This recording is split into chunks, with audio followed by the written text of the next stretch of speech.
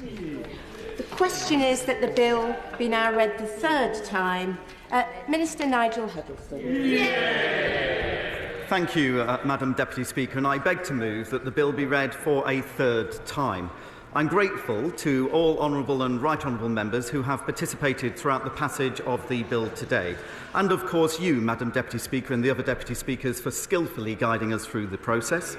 I'd also like to take the opportunity to thank all the clerks, all stakeholders and all the officials for their work on bringing this bill to the floor and delivering tax cuts to the people of the United Kingdom, and I commend this bill to the House. The question is that the bill be now read the third time. Shadow Minister James Murray. Thank you, Madam Deputy Speaker. As I have made clear throughout consideration of this bill, we support the national insurance reductions that it seeks to deliver. I am disappointed, however, that Conservative MPs voted to block our new clause.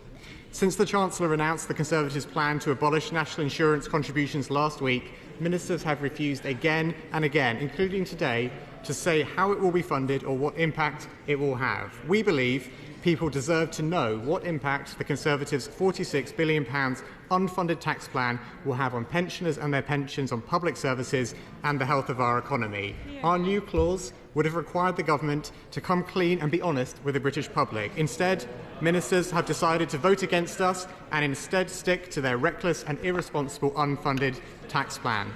Madam Deputy Speaker, it is still not clear how this reckless commitment to abolish national insurance will be funded or what impact it will have on pensioners, pensions, public services, borrowing or the state of our economy. But what is clearer than ever is that the Conservatives are the party of reckless, irresponsible, unfunded tax plans that threaten our economy, our public services and the finances of households across the country. Only Labour will bring stability and the responsible approach our economy needs, and only a general election will give the British people the chance to vote for change. SNP spokesperson Kirsty Blackman. Madam Deputy Speaker, we do not support this change. This cut disproportionately benefits those who are earning the most. In the SNP, we recognise the value that public sector provides. We believe that it should be properly funded to deliver our vital public services, and we do not believe that they can cope with more cuts on the back of 14 years of austerity and the trials of Brexit and the pandemic. Madam Deputy Speaker, we want excellent public services for all, and we are not scared to make that absolutely clear. The question is that the bill be now read the third time. As many as are of that opinion say aye. Contrary, no. Division, clear the lobby.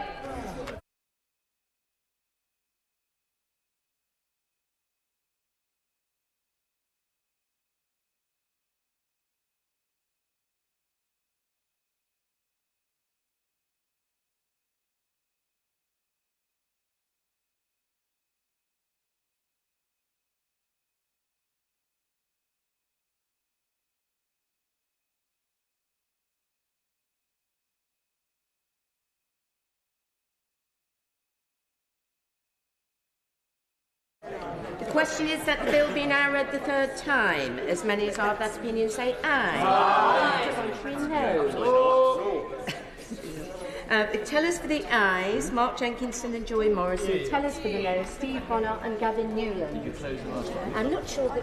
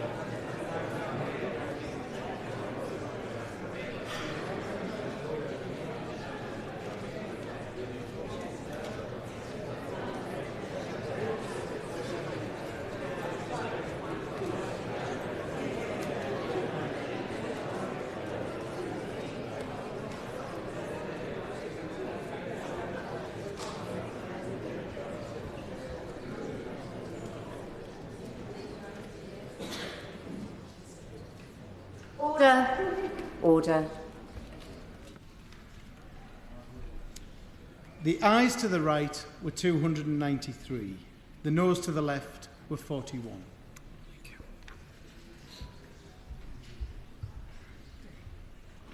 Thank you.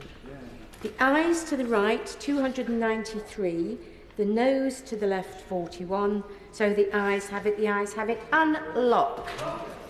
We now come to motion number 6 on local government. Minister to move. I beg to move. The question is, as on the order paper, as many as are of that opinion say aye. Aye. Contrary, no. I think the ayes have it, the ayes have it. We now come to motion number 7 on trade unions. Minister to move. I beg to move. The question is, as on the order paper, as many as are of that opinion say aye. Aye. The contrary, no. No! Division, clear the lobby.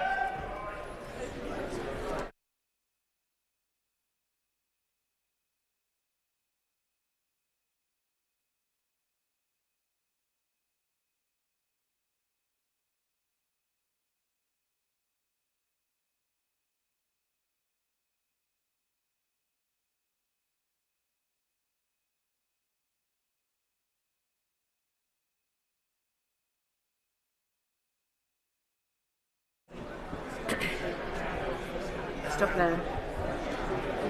The question is, as on the order paper, as many as are of that opinion say aye. Contrary, no. No. Tell us for the ayes, Joy Morrissey and Mark Jenkinson. Tell us for the noes, Tonya Antoniazzi and Mary Glindon.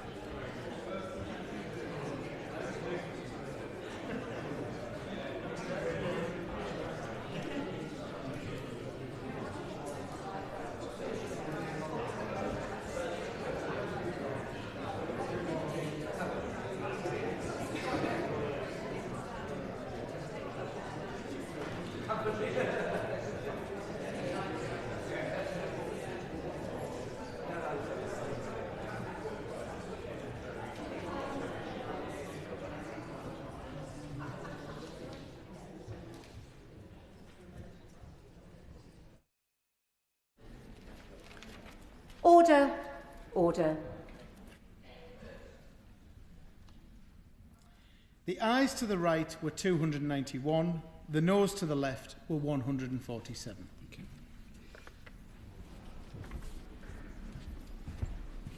Thank you. The ayes to the right, 291. The noes to the left, 147. So the ayes have it, the ayes have it. Unlock. We now come to motion number 8 on sea fisheries. Minister to move. I beg to move. The question is, as on the order paper, as many as are of that opinion say aye. Aye. Contrary, no. I think the ayes have it, the ayes have it. Petition Martin Day. Thank you, Madam Deputy Speaker. I rise to present a petition on behalf of the constituents of Linlithgow and East Falkirk in relation to the immigration health surcharge. I would like to put on the record a declaration of interest, as my partner does pay an immigration health surcharge. She was not, however, one of the signatories to the petition. There is no doubt in my mind that migrant workers are a vital part of our communities and our workforce. They contribute greatly in taxes and national insurance, and many would agree with this point that they are effectively paying twice for their health care. And they have faced a 400% increase in the rate of the immigration health surcharge over the last 5 years. The petitioners therefore request that the House of Commons urge the Government to review the immigration health surcharge, taking account of the fact that migrants already pay into and contribute significantly to health and care services across the UK, and the petitioners remain, etc.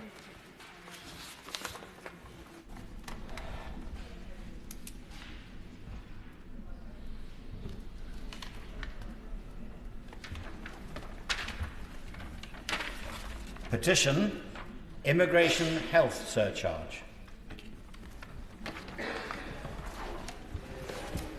I beg to move that this House do now adjourn. The question is that this House do now adjourn. Kate Knifeson.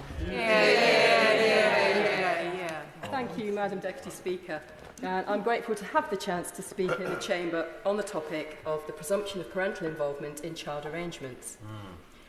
When I was elected, I made a promise to be an advocate for victims of domestic abuse. At that time, I had no idea that the court proceedings between my ex-husband and I would continue for another 4 years, restricting my ability to raise publicly the horrors of the family court system for those who have been a victim of rape, abuse and coercive control, as I have. In a landmark ruling in 2021, I waived my anonymity, and the Court of Appeal ruled that the findings of fact against my ex-husband, confirming the allegations that I had made against him of repeated rape and abuse, should be made public. The court, in its judgment,